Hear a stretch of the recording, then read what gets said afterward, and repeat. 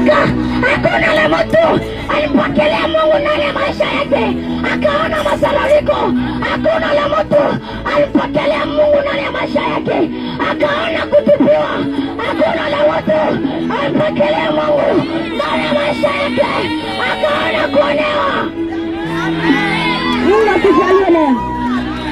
Nasema kama unataka kunipatia usinizarau. Au nipatiake mafuta yako, nipatiake bintu yako, nipatie hata heshima. Uzoefu wa leo na nguvu za kesho. Maskini leo atazikwa tajiri ya kesho. Kama kuna nguvu kumsikia Shimone. Paske aina leo anapitisha maisha yangu na tukisitana kesho atapitisha maisha yangu. Leo atazikuwa kusararika. Ya kesho nakuwa mtu wa heshima. Ya leo atazikuwa mtu wa chini. Ya kesho atakuwa mtu wa juu. Acha wakusarau. Acha wakutukane. Leo wakati yako ingali kitafika. Mungu atubariki. Ukiangalia maandiko ya Isaya 55 chapitre 6 verset 7 inatuambia nitafuteni Bwana bado ipo karibu. Tafuta Mungu wakati angaliki karibu.